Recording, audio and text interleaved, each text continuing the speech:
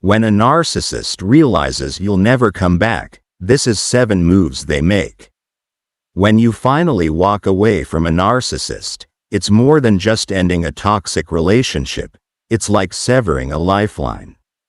Narcissists thrive on control, manipulation, and the validation they get from others. So when they realize that you're truly done, that you're never coming back, their world starts to crumble in ways that might shock you. If you've ever wondered what goes through a narcissist's mind or how they react when they lose their grip on someone they believed they could control forever, then this is for you. The truth is, narcissists don't take rejection lightly. They can't stand the thought of losing control, especially when it's final. Once they understand that their charm, manipulation, and emotional games no longer work on you, they'll take drastic steps. But what are those steps? How does a narcissist behave when they know you're gone for good? Stay with me as we uncover the 7 moves a narcissist makes when they realize you'll never come back. These moves aren't just about revenge. They're deeply rooted in the narcissist's desperate need to maintain their fragile sense of superiority and self-worth. Before we dive into the details of these 7 manipulative moves, I encourage you to stay until the end, because the last one is perhaps the most surprising and devastating of all. It might even give you the final bit of closure you need if you've ever dealt with a narcissist in your life. Also, if you haven't already, make sure to subscribe to this channel, hit that like button, and share this video with anyone you know who might benefit from understanding the complex behavior of narcissists. Together, we can spread awareness and help others recognize these toxic patterns. So, let's get started. When a narcissist realizes that you'll never come back, their initial reaction is often disbelief. Narcissists operate under the assumption that they are irreplaceable. They believe that no matter what happens, you'll always come running back because they've convinced themselves that you need them more than they need you. But when they finally see that you're serious, that you've truly moved on, it sends them into a tailspin. And this is where the first move comes into play: they deny it. At first, the narcissist will refuse to believe that you're truly gone. They'll tell themselves that you're just playing a game or that you're trying to make them jealous. This denial is their way of protecting their ego. After all, how could someone possibly leave them for good? They've likely conditioned you to rely on them for validation, love, or support, so the thought of you walking away for good is something they can't process right away. In their mind, no one ever leaves a narcissist. People only take breaks. This denial phase is just the beginning, though, and as it fades, the narcissist will move on to more aggressive tactics. Next comes the second move: they try to hoover you back in. The term hoovering comes from the idea of the narcissist trying to suck you back into their life, much like a vacuum. At this stage, they'll do whatever it takes to get your attention.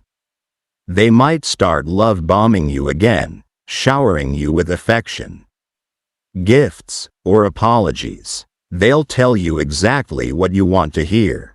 "I've changed. I'm going to be different this time," or "I realize I made mistakes."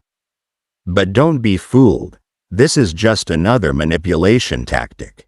Narcissists don't change. What they do is adapt their strategies in the short term to regain control.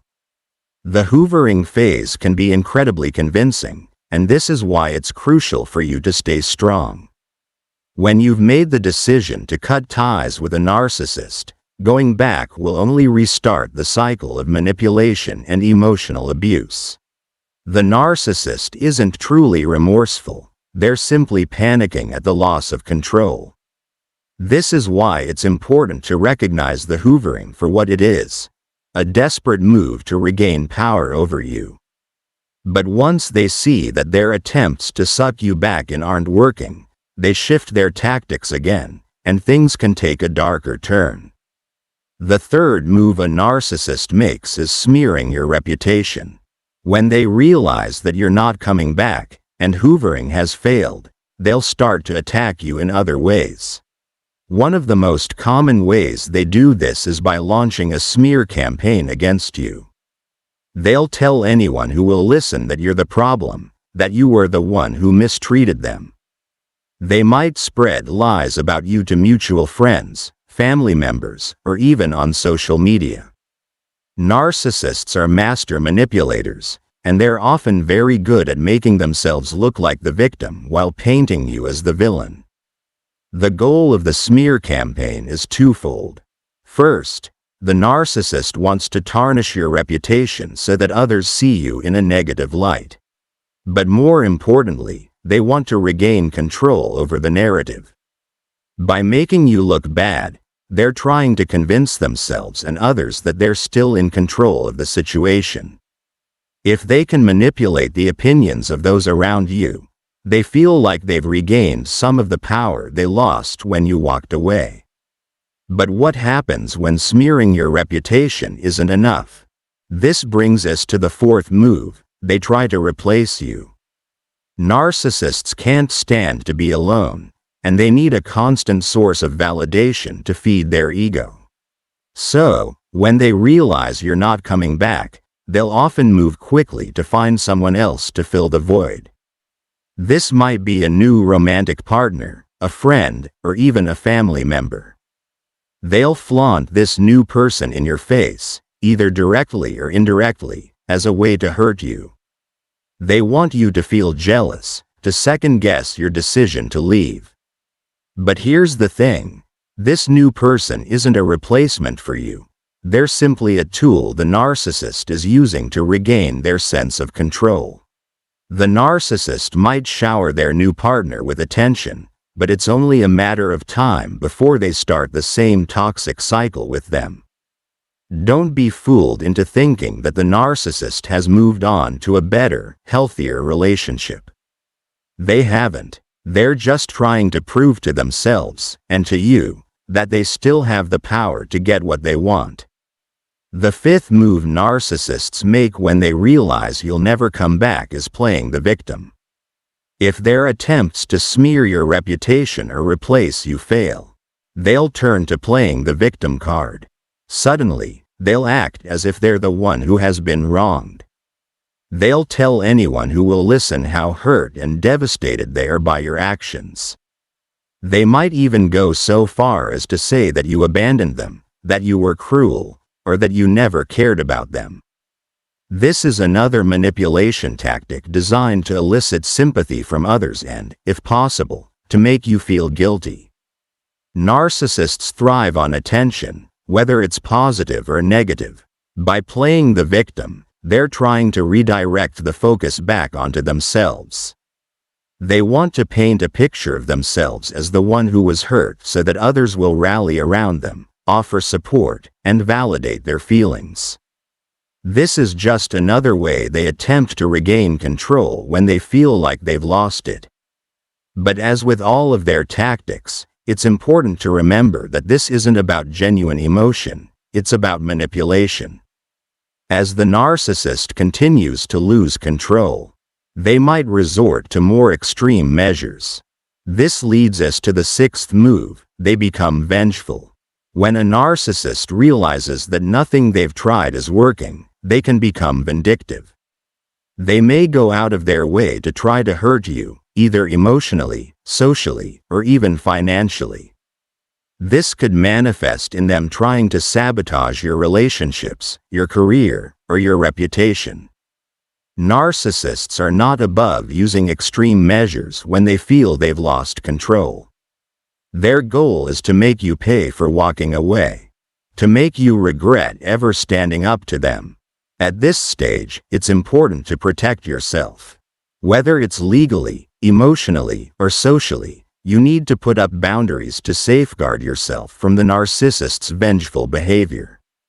Narcissists don't handle rejection well, and when they realize that they've truly lost you, they may stop at nothing to try to regain power, even if that means hurting you in the process. Finally, we arrive at the seventh and perhaps most surprising move a narcissist makes when they realize you'll never come back. They act like they never cared. After all of their attempts to win you back, smear your reputation, and hurt you fail, the narcissist will often retreat into a final act of emotional self-preservation. They'll act as if you were never important to them in the first place. They might say things like, "I never really loved you," or "You weren't worth my time." This is their way of protecting their fragile ego.